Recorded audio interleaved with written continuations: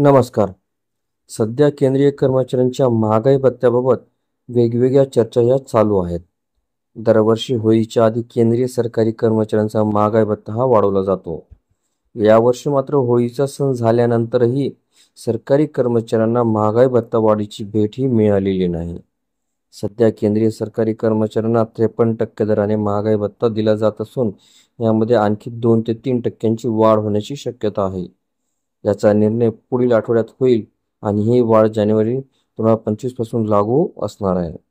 दुसरीकडे महाराष्ट्र राज्यातील काही सरकारी कर्मचाऱ्यांसाठी आणखी एक भत्ता लागू करण्यात आला आहे. 21 मार्च 2025 रोजी वैद्यकीय शिक्षण व औषधी द्रव्य विभागाकडून एक महत्त्वाचा शासन निर्णय निर्गमित करण्यात आला आहे. या शासन निर्णयानुसार महाराष्ट्र होमिओपॅथी परिषद या कार्यालयातील अधिकारी कर्मचाऱ्यांना सेवेत असताना वैद्यकीय उपचारावर होणारा खर्च भागवण्यासाठी प्रतिवर्षी वैद्यकीय भत्ता हा मंजूर करण्यात आला आहे. या संबंधित अधिकारी आणि कर्मचाऱ्यांना आता 30,000 रुपये इतका वैद्यकीय भत्ता हा मंजूर करण्यात आला.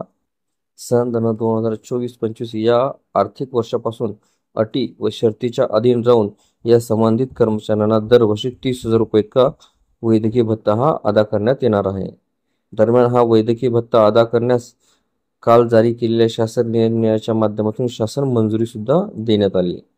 या शासन निर्णयात देण्यात आलेल्या अटी शर्तीमध्ये असे नमूद करण्यात आले आहे की वैद्यकीय भत्त्यापोटी अदा करावयाची रक्कम परिषदेने आपल्या स्वनिधीतून भागवण्याचे व सद्यस्थितीत तसेच भविष्यात वैद्यकीय भत्त्यासाठी शासनाकडून परिषदेस कोणत्याही स्वरूपाचे अर्थसहाय्य करण्यात येणार नाही असे त्यामध्ये स्पष्टपणे नमूद करण्यात आले. नक्कीच या शासन निर्णयामुळे संबंधित राज्य कर्मचाऱ्यांना आणि अधिकाऱ्यांना मोठा दिलासा मिळणार असून वैद्यकीय खर्चासाठी त्यांच्याकडे आता अतिरिक्त पैसा उपलब्ध असणार आहे. यामुळे शासनाच्या या संबंधित निर्णयाचे कर्मचाऱ्यांच्या माध्यमातून स्वागत केले जात आहे. आपल्याला व्हिडिओ आवडले असल्यास चॅनलला नक्कीच लाईक, शेअर आणि कॉमेंट्स करायला विसरू नका. तसेच चॅनलला ऑल नोटिफिकेशन्स ऑन करून सबस्क्राईब करा, जेणेकरून व्हिडिओचे सर्व नोटिफिकेशन्स आपल्याला सर्वप्रथम मिळतील. लवकरच आपण पुढच्या व्हिडिओमध्ये भेटूया. तोपर्यंत नमस्कार.